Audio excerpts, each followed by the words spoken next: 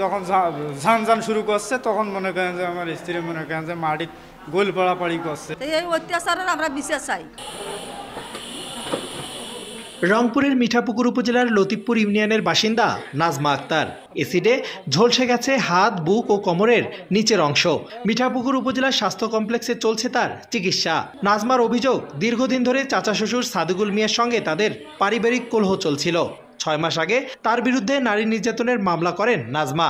3 মাস কারাভোগের পর জামিনে বেরিয়ে আসেন সাদিকুল। এরই জেরে সোমবার নাজমাকে একা পেয়ে এসিডে ঝলসে দিয়েছে বলে অভিযোগ ভুক্তভোগীর। 3 মাস হাজত খাড়ার পর জামিনে আসছে।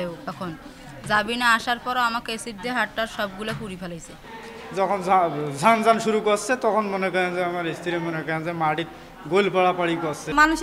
মানুষকে এইভাবে মারতে পারে? খুবই অন্যায় অত্যাচার করেছে। তো এই অত্যাচারের আমরা বিচার চাই। 1, 2, 3 ঢাকায় জমি জিতে নিন 100% ক্যাশব্যাক সহ 20 কোটি টাকার পুরস্কার। চিকিৎসক জানান, ভুক্তভোগীকে প্রাথমিক চিকিৎসা দেওয়া হয়েছে। তাকে রংপুর মেডিকেল কলেজ হাসপাতালের ওয়ান স্টপ ক্রাইসিস সেন্টারে রেফার করা হয়েছে। মাইল্ড অ্যাসিড ইনজুরি আমরা যেটা দেখে বুঝতে পেরেছি। তো আমরা দেখার পরে এবং তাকে ইনিশিয়াল ট্রিটমেন্ট দেওয়ার পরে Rangpur medical college one stop crisis centre এখানে তাকে রেফার করি। তদন্ত করে অভিযুক্তের বিরুদ্ধে ব্যবস্থা নেওয়া হবে বলে জানিয়েছে পুলিশ। তদন্ত করে যাচাই করে দেখে এটা ব্যবস্থা নেওয়া হবে। যেহেতু এসিড নিক্ষেপ একটি গুরুতর ঘটনা, এটা যাচাই বাছাই করে আমরা আইনানুগ ব্যবস্থা নেব। নাজমা আক্তারের 5 বছরের ছেলে সন্তান রয়েছে। রেদওয়ান হিমেল, সময় সংবাদ, রংপুর।